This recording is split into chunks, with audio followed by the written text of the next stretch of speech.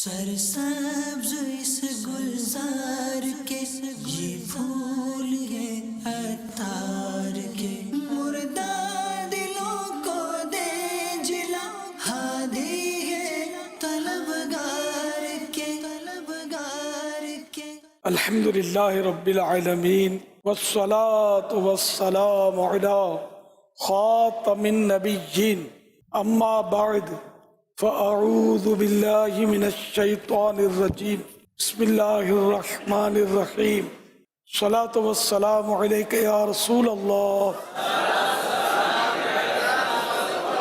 وعلی آلک واصحابک یا حبیب اللہ، الصلاة والسلام علیک یا نبی اللہ وعلی آلک واصحابک یا نور اللہ۔ ضیاء درود و سلام پیج نمبر 4، فرمان آخری نبی صلی اللہ علیہ وآلہ وسلم نمبر 11۔ جس نے دن اور رات میں میری طرف شوق و محبت کی وجہ سے 3 مرتبہ درود پاک پڑھا، اللہ پاک پر حق ہے کہ وہ اس کے اس دن اور اس رات کے گناہ بخش دے۔ صلو علی الحبیب صلی اللہ علی محمد۔ یا سیدی، آپ سے یہ سوال ہے کہ آج کل دیکھا جاتا ہے زیادہ تر پنجاب میں کہ جب کوئی انسان غلطی کرتا ہے تو جس شعبے سے وہ انسان وابستہ ہوتا ہے تو کہتے ہیں کہ یہ سب ہوتے ہی ایسے ہیں۔ مثال کے طور پر جیسے کوئی پولیس والا غلطی کرے گا، عوام دیکھ کر کہے گی کہ یہ سب بھی ایسے ہیں۔ جیسے کوئی داڑھی والا غلطی کرے گا، کوئی ایسا شریعت کے خلاف کام کرے گا تو دیکھنے والے یہی کہتے ہیں کہ یہ مولوی ہوتے ہی ایسے ہیں۔ تو ایسے لوگوں کی کیسے رہنمائی کی جائے، کیسے سمجھایا جائے؟ یہ خالی پنجاب میں نہیں کہتے، یہ ہمارے بھی کہتے ہیں۔ ایک طبقہ ہوتا ہے، بس یہ نادانی ہے، ایسا کہنا نہیں چاہیے۔ ایک غلطی کرے تو سارے ہی مطلب نے غلط، تو اب ایک داڑھی منڈا غلط کرے تو اپنے بولیں سارے داڑھی منڈے ایسے ہیں، یہ لڑائی کریں گے۔ تو ظاہر ہے کہ نہ سارے داڑھی منڈوں کو ایسا بول سکتے ہیں، نہ داڑھی والوں کو بول سکتے ہیں۔ جس نے قصور کیا وہی قصوروار ہے۔ یا سیدی، آپ کی خدمت میں میرا یہ سوال ہے کہ بعض اوقات مدنی ماحول میں جب اسلام بھائی نئے نئے آتے ہیں تو کافی ذہن بنا ہوتا ہے نیکیوں کا اور نیکی کی دعوت کے حوالے سے، دینی کاموں کے حوالے سے، لیکن جو وقت گزرتا جاتا ہے تو اسلامی بھائیوں کا اس کے حوالے سے جذبہ کم ہوتا جاتا ہے۔ یا سیدی، کیسے یہ جذبہ بھی سلامت رہے اور بڑھتا رہے، دینی کام کرتے رہے؟ یا سیدی، یہ جس سے ماحول میں آتے ہیں اس وقت تھوڑا جوش زیادہ ہوتا ہے، پھر آہستہ آہستہ کمی آتی ہے۔ ایک بعضوں کو کمی آتی ہے، بعضوں کو بڑھوتری بھی ہوتی ہوگی، جذبہ بڑھتا بھی ہوگا، لیکن زیادہ تر یہ کہ کمی ہی دیکھی جاتی ہے۔ تو یہ کہ ہر وقت ایک جیسا جذبہ رہتا نہیں ہے۔ صدیق اکبر رضی اللہ عنہ کا ایک اس طرح کا واقعہ ہے کہ آپ نے مطلب کسی کو قرآن کریم کی تلاوت میں روتے دیکھ کر ارشاد فرمایا تھا کہ جب ہم بھی شروع میں آئے تھے تو اسی طرح روتے تھے، پھر آہستہ آہستہ، خیر انہوں نے تو عاجزی فرمائی کہ آہستہ آہستہ ہمارے دل سخت ہو گئے، معاذ اللہ۔ یہ انہوں نے فرمایا، اس لیے میں عرض کر رہا ہوں۔ تو یہ کہ اگر ایسا ہو بھی جاتا ہے کسی کو کہ پہلے جذبہ تھا اب کم ہو گیا، تو اس کو پھر بھی ہمت نہیں ہارنی چاہیے اور یہ اپنا جو ہے نا کوشش جاری رکھنی چاہیے، کام کرتے رہنا چاہیے۔ بعض ایسے بھی دیکھے جاتے ہیں کہ شروع میں نئی ترکیب ہوتی ہے، بعض اوقات کئی سال تک آتے رہتے ہیں، پھر جھٹکا کھا جاتے ہیں، پھر کام شروع کر دیتے ہیں۔ بعض ایسے ہوتے ہیں کہ یہاں کچھ بھی نہیں کرتے، باہر ملکوں میں جا کر بہت کچھ سنبھال لیتے ہیں کام دعوت اسلامی کا۔ بعضوں کو یہاں دیکھتے ہیں پھر بھی وہ قریب نہیں آتے، باہر ملک میں کوئی سب مل جاتا ہے صاحب جن پہ ہاتھ رکھ دیتا ہے محبت کا، تو وہاں کام کر کے دکھاتے ہیں، وہاں ماحول میں آتے ہیں۔ یہ ہوتا ہے اپنے اپنے، بس نصیب کی بات ہے۔ تو کام سب کو کرنا چاہیے، دل لگا کر کرنا چاہیے، دل نہ لگے تب بھی کرنا چاہیے، کہ آہستہ آہستہ دل لگ جائے گا انشاءاللہ۔ حسیب کے ساتھ عبد لگانا کیا ضروری ہے یا نہیں؟ عبد ضروری نہیں ہوگا۔ امیر سنت کی بارگاہ میں سوال عرض ہے کہ جو عورت عدت نہ کرے تو کیا وہ گناہ گار ہوگی؟ اور وہ اگر آگے نکاح کرنا چاہتی ہے تو عدت نہ گزارنے کی وجہ سے نکاح پر کوئی اثر تو نہیں ہوگا؟ عدت اگر نہیں کرتی تو گناہ گار ہے، واجب کا اس نے ترک کیا، اگر عدت کا وقت گزر جائے گا تو اب ہے تو گناہ کر. اب یہ تو ہے نہیں کہ زندگی بھر وہ نکاح ہی نہیں کر سکتی. عدت کا وقت پورا ہو گیا تو اب وہ نکاح کرنا چاہے تو کر سکتی, عدت کے دوران نہیں کر سکتی, بلکہ نکاح کا پیغام دینا بھی حرام ہے عدت کے دوران. کہ جس طرح ابھی امت محمدیہ میں حضرت محمد صلی اللہ تعالیٰ علیہ وآلہ وسلم کے قبر انور میں جب مسلمان فوت ہوتا ہے تو نبی پاک صلی اللہ علیہ وآلہ وسلم کا چہرہ انور دکھایا جاتا ہے اور پوچھا جاتا ہے کہ ان کے بارے میں تمہارا کیا خیال ہے. بابا اس سے پہلے جتنے بھی انبیاء علیہ السلام دنیا میں تشریف لائے, کیا جو ان کی امت تھی کیا ان کی قبور میں بھی ایسا ہی ہوتا تھا کہ ان کے جو نبی تھے ان کا چہرہ دکھایا جاتا تھا ان کو؟ مرآت المناجی جلد اول. حساب قبر ہمارے حضور صلی اللہ علیہ وسلم کے زمانے سے شروع ہوا, پچھلی امتوں میں نہ تھا, نہ ان سے اپنے نبی کی پہچان کرائی جاتی تھی. صلو علی الحبیب صلی اللہ علیہ محمد. جو بھی شاپ ہوتی ہیں ان کی زکوٰۃ کا کیا سسٹم ہوگا؟ مطلب اس میں تو سامان آتا جاتا رہتا ہے, تو کیا اس کا لکھت پڑھت کرنا پڑے گی, اور اس میں کیا حولان حول یعنی کہ سال گزرنا شرط ہوگی؟ تو اس کے بارے میں ارشاد فرما دیں. زکوٰۃ کے احکام کا فتویٰ نمبر 210 پیج نمبر 335. کیا فرماتے علماء دین مفتیان شرع متین اس مسئلے کے بارے میں کہ ہمارا سونے کا کاروبار ہے, اس میں سے کچھ مال تو ہمارے پاس موجود ہوتا ہے, وہ کچھ گردش میں رہتا ہے, یعنی آج خرید لیا کل بیچ دیا. پوچھنا یہ ہے کہ زکوٰۃ صرف رکھے ہوئے مال پر ہوگی یا سال میں جتنا لیا دیا سب پر ہوگی؟ جواب, آپ کے مال پر جس دن نصاب کا سال مکمل ہوگا اس دن آپ کی ملکیت میں جس قدر قابل زکوٰۃ اموال مثلا سونا چاندی مال تجارت کیش وغیرہ ہوگا تمام پر اس دن کی مالیت کے حساب سے زکوٰۃ فرض ہوگی, اور حاجت اصلیہ اور قرض کو نکال کر بقیہ اموال یعنی باقی مال پر زکوٰۃ دی جائے گی, جبکہ وہ نصاب کے برابر یا اس سے زیادہ ہو. ہاں البتہ وہ سونا وہ گولڈ جو درمیانے سال میں خرید کر بیچ دیا اور اس کی رقم بھی خرچ ہو گئی تو اس سونے پر زکوٰۃ نہیں, اور جو رقم بچی ہو اس پر ضرور زکوٰۃ فرض ہوگی. اگر کوئی مرید اپنے پیر کے حوالے سے بدگمانی یا بدعقیدگی کرتا ہے تو اس کی بیعت ٹوٹ جاتی ہے؟ اگر اس کی عقیدت فسخ ہو گئی, ختم ہو گئی عقیدت, تو پھر بیعت خود بخود ٹوٹ جائے گی. امیر علیہ سنت کی بارگاہ میں عرض ہے, اراکین شورا کے متعلق اگر کوئی بدگمانی کرے تو اسے کس طرح سمجھائیں؟ یہ ذہن بنا ہے کہ پیر نے اگر اراکین شورا بنا تو پوری دنیا کو دعوت اسلامی سنبھالا بھی انہی لوگوں نے نا, اور یہ نبی تو ہے نہیں جو معصوم ہو, غلطیاں تو ہوتی ہیں, کس سے نہیں ہوتی. تو اگر کوئی ان سے غلطی ہے تو ان کو ڈائریکٹ کسی طرح بھی رابطہ کر کے ان کی اصلاح کی جائے. اگر واقعی غلطی ہے یا ان سے پوچھ لیا جائے کہ یہ جو کیا وہ اس میں کیا حکمت ہے, تو اس طرح مل جل کر ایک دین کا کام ہو رہا ہے. تو اس میں اگر چاہے مرید ہو یا نہ ہو کوئی بھی اگر مخالفت کرے گا مرکزی مجلس شورا کی, تو یہ بتائیے کہ دین کا کام بڑھے گا یا گھٹے گا؟ انڈر شورا گھٹے گا نا. ان کا اعتماد لوگوں میں خراب ہوگا مرکزی مجلس شورا کا, تو پھر دعوت اسلامی کو نقصان ہوگا. اور اس وقت ایک ہی تو سب سے فعال تنظیم ہزار, سب سے فعال تنظیم یہ دعوت اسلامی ہے نا. دنیا میں کتنے ممالک میں یہ کام کر رہی ہے اور کیا کیا کر رہی ہے اس کی تو بہت ڈیٹیل ہے. تو اس لیے مطلب عافیت اسی میں کہ ایسے جو پیر کے معاملات ہیں کہ جس نے پیر نے یہ بنایا ان کو, تو اس پر بندہ آنکھیں بند رکھے, اس میں دونوں جہاں کی بھلائی ہے. اگر شریعت کے خلاف یہ کرتے ہیں مرکزی مجلس شورا کا کوئی بھی رکن, تو بالکل اس کی بات ہرگز نہیں ماننی. یہ تو موجود ہی ہے, لیکن ظاہر ہے کہ ایسا نہیں ہوتا. بس وہ بعض باتیں سمجھ میں نہیں آتی کہ یہ کیوں کر دیا, یہ فیصلہ کیوں کیا, تو وہ دور رہ کر آدمی کو یوں ہوتا ہے یار یہ فیصلہ کیوں کر دیا. جب بالکل اندر ہوگا اس کی سمجھ میں آ جائے گا. مصلحتیں حکمتیں ہوتی ہیں. جیسے میری تو یہی درخواست ہے کہ مرکزی مجلس شورا سے بالکل بھی مطلب یعنی کہ آپ لوگ بدگمان نہ ہو. میرے بعد اب موت تو سب کو आनी है, लेकिन अब मैं तो बूढ़ा हो गया, इसके बाद कोई ऑप्शन तो है नहीं कि भाई दोबारा जवानी आएगी। मेरे बाद तो यही लोग हैं ना, अब भी यही लोग काम कर रहे हैं, मैं तो अब घर में पड़ा रहता हूँ, तो ये लोग काम कर रहे हैं। अब इनकी अगर हम हौसला शिकनी करेंगे तो यार ये काम ही को, दीन के काम को नुकसान होगा, इनको बेचारों को इनका क्या नुकसान होगा ज़ाती तौर पर तो, लेकिन सुन्नियत को नुकसान होगा। तो इसलिए भी यानी कि इनके हाथ मजबूत करने में ही हमारे लिए दुनिया और आखिरत की भलाई है।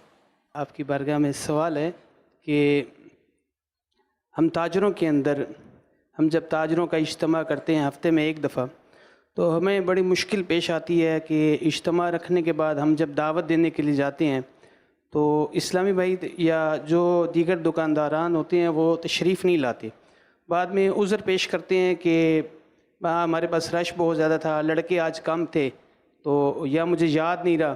तो इसके बारे में क्या हमें तरकीब करनी चाहिए? तो ये तो ताजिर भी इस तरह करते हैं, मुलाजिम भी इस तरह करते हैं, ये सब इस तरह करते होते हैं, उन्हें दिल बर्दाश्त नहीं होना। मैंने तो ऐसे हालात देखे, जब हम शुरू में जैसे एक मस्जिद में बयान के लिए मैं गया, शुरू की बात कर रहा हूँ, इमाम साहब जो थे अस्सलाम वालेकुम, मुँह ही फेर लिया, सही बोलता हूँ, ये मेरे अब जा रहा है, इसमें तो बयान करने वाले के पाँव तले ज़मीन निकल जाए, लेकिन मैं हिम्मत नहीं आ रही, मैं खड़ा हो गया, मैंने अपना जो भी सुन्नत बयान करने की। तो फिर जब मैं बयान कर चुका तो इमाम ने मुझे पकड़ा, अपने उजरे में ले गया, मुझे चाय पिलाई। ये भी माजी की एक याद है, ये अपने मलिर की तरफ का वाक़या है, बहुत पुराना।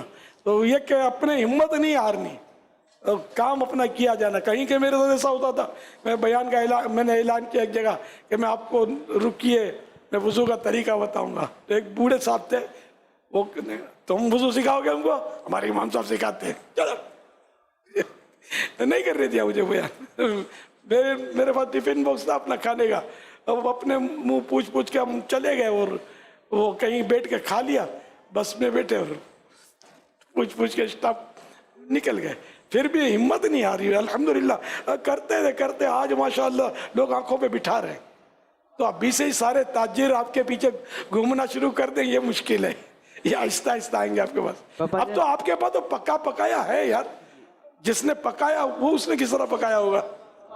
अमीर अहले सुन्नत की बारगाह में सवाल ये है कि ये जो तरतीब है, यानी आपसे भी यही सुना है और शुरू से उलमा अहले सुन्नत से भी इसी तरह सुनते आ रहे हैं कि सहाबा और अहले बैत, तो क्या ये तरतीब बापा शुरू से ही किताबों में दर्ज है कि इसी तरह पुकारा जाता है कि सहाबा और अहले बैत? इसके बारे में रहनुमाई फरमा दें। वक्त के साथ साथ अल्फाज तरतीब पाते हैं, तो इसलिए वो अब ये जुमले बोले जा रहे हैं सहाबा और अहले बैत, तो ये शरीयत से टकरा तो ही रहे, अच्छे हैं, मोहब्बत बढ़ती है इससे सहाबा और अहले बैत कहने से। और मौला अली, इमाम हुसैन, इमाम हसन, सैयदा फातिमा ज़हरा, ये अहले बैत तो हैं, ये सहाबा भी तो हैं ना, ये सहाबा और अहले बैत, इसमें कोई शरअन कोई कबाहत नहीं है। अगर बात की, अगर ये तरकीब है तो, वरना अहले बैत और सहाबा के फ़ज़ाइल तो पहले हदीसें वो तो चली आ रही हैं। वालिदैन से बढ़कर असातिज़ा किराम होते हैं।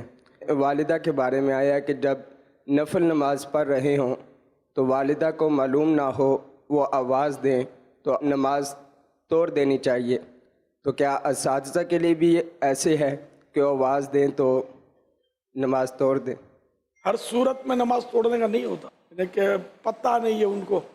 अब ये कि ज़रा सी बात पे बार बार बुलाते रहते हैं तब नहीं तोड़ेंगे, और अगर किसी ऐसी मुसीबत में मुब्तला हैं कि उनको मदद की ज़रूरत है तो फिर तो नमाज तोड़ेंगे। तो मौके की बात है, पता नहीं और माँ बुला रही है और नफल पढ़ रहा है, तो अब तोड़ कर माँ को जवाब दे, जुज़िया है इसका, बाहर शरीयत में ही। साथ किराम के लिए लिखा नहीं है, पीर साहब के लिए भी नहीं लिखा। बाज़ लोग कहते हैं कि अपने बालों के लिए अपनी कंघी इस्तेमाल करनी चाहिए, किसी दूसरे की कंघी इस्तेमाल नहीं करनी चाहिए, इससे घर के अंदर लड़ाई और फसादात जो है वो बर्पा होते हैं। सवाल ये था कि ये बात किस हद तक दुरुस्त है? इस्तेमाल शुदा कंघी दूसरे की इस्तेमाल करने से तंग दस्ती के असबाब में तो लिखा है, तंग दस्ती गुर्बत आती है, गुनाह नहीं है। आप इन्हें अगर कभी इस्तेमाल की हो तो क्या लड़ाई किसी ने नोट किया कि लड़ी मारा मारी हो गई हो? कुछ लोग یہ کہتے ہیں کہ قبرستان میں عورت کی قبر پر سلیٹ نام کی نہیں لگوانی چاہیے، جس سے یہ نہ پتہ چلے کہ یہ عورت کی قبر ہے یا مرد کی، تو ایسا کرنا کیسا؟ جو کہتے ہیں وہ بس غلط فہمی ہوگی، حرج نہیں ہے، کتبہ بولتے ہیں۔ سوال یہ ہے کہ ہم پنجاب والے عموماً ریل گاڑی میں سفر کرتے ہیں، تو ہوتا یوں ہے کہ کسی اسٹیشن پر اگر ہم نے وضو کر لیا ہے تو ٹائم نہیں ملا کہ گاڑی چل پڑی ہے، تو اگلے اسٹیشن تک پہنچنے تک ہماری نماز قضا ہونے کا خطرہ ہے، تو اندر بھی جگہ اس قسم کی نہیں ہوتی کہ اس پر ہمیں کوئی چیز بچھا کر نماز پڑھیں، کیونکہ عموماً اس میں لوگ کیا بھی کرتے ہیں اور وہ جگہ صاف نہیں ہوتی، تو کیا ہم بیٹھ کر فرض نماز کرسی پر پڑھ سکتے ہیں؟ وہ شبے سے کوئی جگہ ناپاک نہیں ہوتی کہ لوگ یہاں چل رہے پھر رہے اس لیے ناپاک ہو گئی، ایسا نہیں، نظر نہیں آتی نجاست، تو کوئی معلومات بھی نہیں ہے کہ یہ نجس ہے، اب یہ پاک ہے۔ صلو علی الحبیب صلی اللہ علیہ محمد۔ ایک مرید کو کتنی دیر کے بعد اپنے مرشد کی زیارت کے لیے آنا چاہیے؟ وہ تو اب اس کا جواب میں کیا دوں، اپنا اپنا ذوق ہوتا ہے، بعضوں کو ایک لمحے کے لیے بھی قرار نہیں ہوتا، وہ تو چاہتے ہیں کہ ہم ہر وقت پڑے رہیں، بعض ہوتے ہیں برسوں تک ان کو پتہ ہی نہیں چلتا، اپنا اپنا ذوق ہوتا ہے، اس کی کوئی ٹائم پیریڈ تو ہے نہیں اس کا۔ صلو علی الحبیب صلی اللہ علیہ محمد۔ یا مرشدی آپ سے سوال یہ تھا کہ کچھ طلبہ جو جامعۃ المدینہ میں پڑھتے ہیں اور مدنی کام بھی کرتے ہیں، وہ بعض اوقات مدنی کام سے تھوڑا پیچھے آ جاتے ہیں، تو وہ دوبارہ مدنی کام میں کس طرح آئیں، اور نگرانوں کو ان کو کس طرح دوبارہ مدنی کاموں میں لانا چاہیے؟ اور دوسرا سوال یہ عرض تھی کہ گناہوں سے کس طرح بچا جائے؟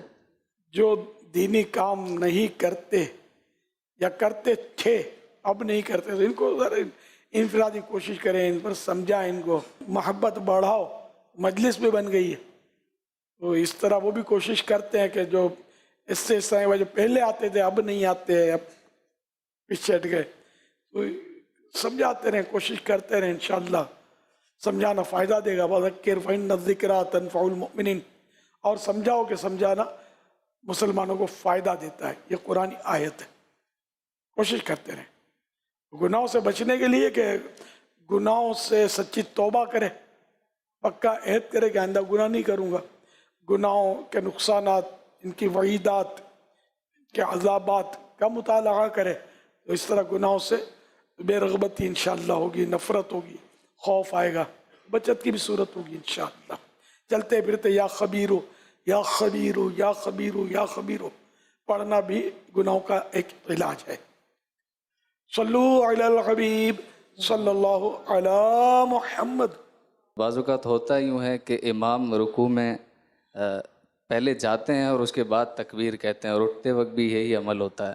اب ہم رکوع کو اگر رکعت کو حاصل کرنا چاہیں، امام پہلے کھڑے ہو چکے ہیں، ہم تکبیر کے حساب سے چلتے ہیں، اب ہمیں پتہ نہیں ہوتا کہ ہمیں رکوع ملی کہ نہ ملی، کیونکہ ہم امام کو فالو کرنے جاتے ہوتے ہیں، امام کھڑے ہو چکے ہیں اور کہتے بعد میں وہ۔ اچھا، اور بعد میں آنے والا رکوع یعنی رکعت پانے کے لیے وہ آگے بڑھا، جی جی، اور امام کھڑا ہو چکا تھا، ہاں اب کھڑے ہو چکے اور کہا انہوں نے بعد میں سمیع اللہ لمن حمدہ۔ ہاں یہ ہوتا تو ہوگا جی، اگرچہ ایسا نہیں ہونا چاہیے، ہوتا ہوگا۔ مسئلہ اس کا بیٹے یہ ہے کہ امام کے ساتھ رکوع میں قلیل مشارکت، تھوڑی سی شرکت بھی اگر ہو گئی تو رکوع مل گیا، رکوع مل گیا تو رکعت مل گئی۔ اور رکوع کا ادنا درجہ یہ ہے کہ جیسے ہاتھ بڑھائے تو گھٹنوں تک پہنچ جائے، نہیں اتنا جھکا کہ ہاتھ بڑھائے تو گھٹنوں تک پہنچ جائے، یہ رکوع کا ادنا درجہ ہے۔ امام کھڑا ہونے لگا تھا لیکن یہ کیفیت تھی کہ ہاتھ بڑھاتے امام صاحب تو گھٹنوں تک پہنچ جاتے، اور اس میں وہ مقتدی جو تھا ایک دم شریک ہو گیا، تو اب یہ کہ اس کو مل گیا رکوع، اور رکوع مل گیا تو رکعت مل گئی، اور یوں اس کی جماعت تو نماز تو ہو جائے گی۔ ہاں اگر امام پورا کھڑا ہو گیا جیسے آپ فرما رہے ہیں، اور اب وہ سمیع اللہ لمن حمدہ کا سنت تو ترک ہوئی امام کی، لیکن یہ کہ جو شریک ہوا اب تو اس کی نماز ہو جائے گی، اب وہ رکعت اس کی نہیں ملی کہ رکوع میں اس کو شرکت نہیں ہو سکی۔ اللہ करे वो सुन्नतों का दौर दौरा हो जाए। ये है थोड़ा दुश्वार है, इसमें यह कि अब क़याम में है, जैसे अब रुकू में जाने लगे तो उसने जैसे रुकू के लिए पोजीशन ली तो अल्लाह अकबर का अलिफ हुआ शुरू। अब जैसे पूरा रुकू में वो चला गया और रा ख़त्म हो, ये यूँ अल्लाह अकबर। इसी तरह वो तस्मीह समी अल्लाहु लिमन हमिदा का वो जैसे रुकू से उठने के लिए उसने वो पोजीशन ली, सीन उसका अदा हो और ये उठते उठते समी अल्लाहु लिमन हमिदा ये खड़ा हो गया। ये सुन्नत है और इस पर अमल करने वाले शायद इलाकों में कोई होंगे। है थोड़ा इसमें जहन बनाना पड़ेगा और इसके लिए खूब प्रैक्टिस करनी पड़ेगी, तब जाकर। इसी तरह सुजूद का भी यही है, तकबीर जो है इस तरह के शुरू में अलिफ आखिर में रा पूरा हो जाए, जब पूरा चला जाए सजदे में तो रा भी वहाँ ख़त्म हो। इस तरह उठने में, इस तरह जलसे में, इस तरह कौमे में, ये सब में ये है इसका। अल्लाह करीम की अता से, उसकी तौफीक से बसा औक़ात बंदा नफली इबादत का आदी होने की कोशिश करता है। बाज़ औक़ात तिलावत कुरान, बाज़ औक़ात दुरूद पाक, बाज़ औक़ात ज़िक्रुल्लाह, खैरात, इस तरह के आमाल वो बजा लाता है, उसकी आदत में आ जाते हैं। तो हुज़ूर, क्या बंदे को इस तरह का इल्म हो सकता है या इल्हाम कि अल्लाह करीम की बारगाह में मेरा फ़ुला अमल मकबूल है, तो वो उसकी तरफ अपना इल्तिफ़ात ज़्यादा करे या उसको बढ़ा दे? इस तरह की कोई सूरत क्या होती है? इबादत की कबूलियत की अलामत, इबादत की कबूलियत की अलामत यह कि बंदा इस इबादत को और इबादत से मिलाए, यानी उस नेकी के बाद फिर नेकी करे। और इबादत के कबूल ना होने की अलामत यानी पहचान ये है, निशानी ये है कि बंदा गुनाह के बाद फिर गुनाह करे। बहुत अच्छी नेकी वो जिसके बाद नेकी हो, और बहुत बुरी बुराई यह है कि गुनाह के बाद फिर गुनाह हो। हवाला लताइफुल मारिफ लिब्न रजब, पेज नंबर 128, दारे इब्न कसीर, बैरूत। या सैयदी, अर्ज़ ये थी कि हुब्बे जाह किससे कहते हैं और इसकी मज़म्मत क्या है, वो अगर इरशाद फरमा दें जज़ाकल्लाहु खैरन। हुब्बे जाह ये अपने इज़्ज़त और शोहरत की महब्बत, मेरी वाह वाह हो, मैं मशहूर हो जाऊं, और ये सब मर्ज़ है कि शायद ही इससे कोई बचता हो, नहीं बहुत थोड़े लोग बचते हैं। हदीस पाक में है कि किसी मुसलमान के दीन में जितना नुकसान दो भूखे भेड़िए बकरियों के रेवड़ में भी नहीं मचाते, जितना नुकसान मुसलमान के दीन में हुब्बे जाहो माल मचाते हैं। ये कि ये बहुत ख़तरनाक है, माल की मोहब्बत भी और इज़्ज़त और जाह की मोहब्बत भी। ये आम तौर पर देखो शोहरत की सबको पड़ी होती है, सोशल मीडिया भरा पड़ा है शोहरत के मुतलाशियों का। खाली खाली उल्टा सीधा भी जिसको मशहूर होना हो सोचा छोड़ दे कि मैं इंकिशाफ करने वाला हूँ फुला के बारे में, लाइन लग जाएगी देखने वालों की। तो बड़ी शख्सियत का नाम लेकर अपने आप को दाव पे लगा दे, शोहरत हो जाएगी उसकी। इस तरह करते हैं लोग। अल्लाह पाक हमें बस अपने महबूब सल्लल्लाहु अलैहि वसल्लम की गुलामी नसीब करे सच्ची, और शोहरत की ख्वाहिश ना हो। फिर भी जिसको अल्लाह चाहता है इज्जत देता है, शोहरत देता है, और जिसको शोहरत नहीं मिली वो इसका मतलब ये नहीं कि उसको इज्जत भी नहीं मिली। अल्लाह पाक के कई गुमनाम बंदे ऐसे होते हैं कि जो किसी दरवाजे पर जाए तो लोग हटा दें, वो बीमार हो तो कोई पूछने ना जाए, वो गुम हो जाए तो कोई तलाश ना करे। लेकिन वो ऐसे होते हैं कि अगर किसी बात पर अल्लाह पाक की कसम खा लें तो अल्लाह पाक उनकी कसम पूरी कर देता है। तो हदीसों में गुमनाम बंदों के फ़ज़ाइल हैं।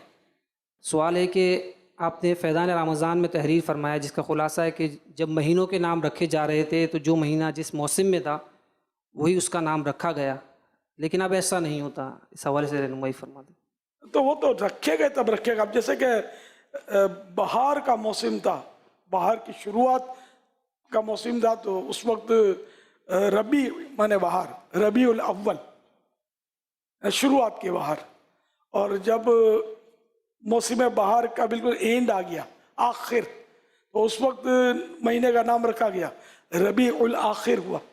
हमारे रबी सानी मशहूर है, इसको अवाम खवास बोलते हैं, हर्ज नहीं है, लेकिन समझ में नहीं आता। रबी सानी 2 बहारें तो होती नहीं है, होती हो तो पता नहीं है रबी उल आखिर, ये एंड था बहार का, तो आखिर रबी उल आखिर, माह फ़ाखिर, माह शेख अब्दुल कादिर, यूं भी याद रखा जा सकता है इसको।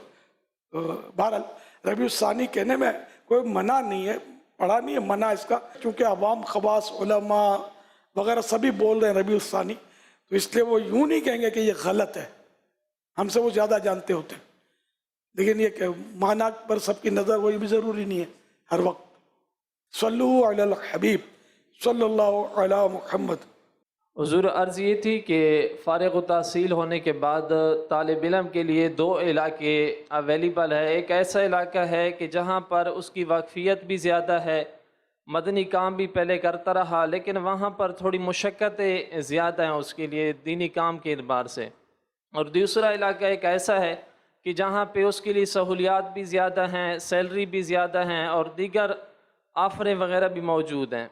तो इस हवाले से रहनुमाई फरमा दे कि इस तालिब इल्म को कौन सा इलाका इख्तियार करना चाहिए। एक शेर सुना देता हूँ, जवाब आपको मिल जाएगा। चमन में फूल का खिलना तो कोई बात नहीं, ज़ह वो फूल जो गुलशन बनाए सहरा को। पता नहीं अभी सुभान अल्लाह बोल रहे हो, माना पूछेंगे तो पता चलेगा ये कौन कहाँ तक पहुंचा है। आप समझ गए हो तो बस जवाब मिल गया। जी, वही है कि जहाँ काम होता है तो वहाँ तो काम करने वाले बहुत मिल जाते हैं, जहाँ ना होता हो वहाँ जाना चाहिए ताकि वहाँ भी काम उठे, सवाब भी ज़्यादा मिलेगा। अफजलुल आमाल अहमजुहा, अफजल तरीन अमल हुए जिसमें सहमत ज़्यादा हो। क्या अच्छी जगह जो जहाँ सरखेज़ है तो वहाँ तो नफ्स भी माइल है, नफ्स भी चाहता है कि आमदनी भी अच्छी है तो यहीं रहा जाए। लेकिन ये कि कुर्बानी, दीन तो कुर्बानी है, कुर्बानी मांगता है।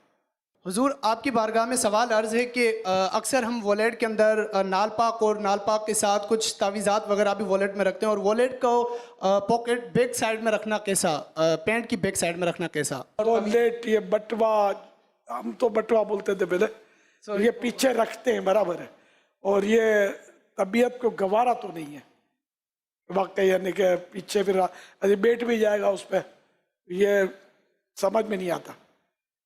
आगे की जेबें रखनी छोड़नी है। मैं जब रमज़ान मुबारक में रिसाले बांटता था पॉकेट साइज, तो मैं जिन ये बोल रहा भाई जेब है कि नहीं है, जेबें नहीं होती थी, देने को दिल नहीं करता था कि ये डालेगा वहीं समझे आगे पीछे। अब मैं तो 2 जेबें आज से नहीं, दाऊद इस्लामी से पहले से रखता हूँ, गालिबन मेरी पहले से दाऊद इस्लामी के सहूलत रहती है, कुछ ना कुछ चीज़ें इस पर रह जाती है काम की। आप बोलो ना अभी ये बूढ़ा हो गया, मैं जवानी से रखता हूँ, ये आपको बता दूँ। और लिबास का अंदाज मेरा अल्हम्दुलिल्लाह, रंगीन कपड़े भी पहने मैंने, 12 पहने, नहीं लिबास में सादगी का मेरा जो मिजाज है वो बहुत पुराना है, अल्लाह की रहमत है। सल्लु अलल हबीब सल्लल्लाहु अलैहि वसल्लम। अगर किसी को शख्स को किसी ने या डॉक्टर ने जवाब दे दिया हो कि आपके पास 2 महीने 4 महीने या 6 महीने का वक्त है और उसको अपनी आखिरत के लिए, अपनी बख्शिश के लिए कौन सा अमल करना चाहिए? डॉक्टर ने जिसको वार्निंग दे दी हो, जी जी, अल्लाह पाक आपको शिफा अता फरमाए, हिम्मत रखें। बड़ा डॉक्टरों के तो ये इस तरह की बातें बाद वक्त गलत पड़ जाती हैं। अल्लाह करे कि ऐसा ही हो और आपको सेहत मिले, राहत मिले, आफियत मिले। एक सहाबी सरकार सल्लल्लाहु अलैहि वसल्लम की खिदमत में हाजिर थे, तो इतने में जिब्रील अमीन हाजिर हुए बारगाह रिसालत में, और अर्ज़ की कि अल्लाह का सलाम पहुँचाया और अर्ज़ किया कि या रसूलल्लाह, ये जो साहिब आपके साथ गुफ्तगू कर रहे हैं, इनकी ज़िंदगी 1 साअत रह गई है। वो रावी के मुताबिक गालिबन असर और मगरिब के दरमियान का वक्त था। तो सरकार सल्लल्लाहु अलैहि वसल्लम ने उन साहबी को बताया, ये बेकरार हुए। बेकरारी के आलम में इन्होंने पूछा कि या रसूलल्लाह, अब इस आखिरी वक्त में मुझे क्या करना चाहिए?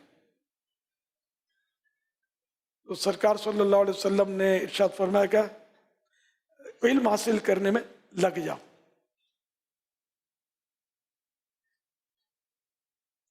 चुनाचे वो इल्म हासिल करने में मशगूल हुए और उनका फिर इंतकाल हो गया।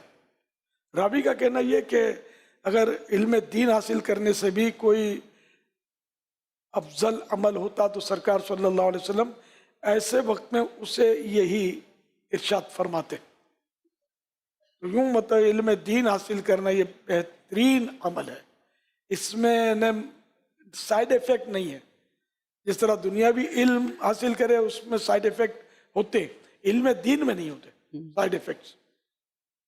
सवाब ही सवाब है, अच्छी नीयत से अल्लाह की रजा के लिए करे तो भले इससे इस्तिफादा नहीं कर सका, इसको आगे नहीं बढ़ा सका, लेकिन ये कि जिस वक्त ये इल्म हासिल कर रहा है एक इबादत में लगा हुआ है। अल्लाह पाक आफियत नसीब। अमीर सुन्नत की बारगाह में अर्ज़ है कि ये इरशाद फरमा दें कि एक मुरीद को ये कैसे मालूम हो कि मेरे मुर्शिद मुझसे राज़ी हैं। कि पीर का कैसे पता चले कि ये मुझसे कितनी मोहब्बत करते हैं, इस पर तो खुद देखे कि इसको पीर से कितनी मोहब्बत है। सल्लु अलल हबीब सल्लल्लाहु अलैहि मुहम्मद।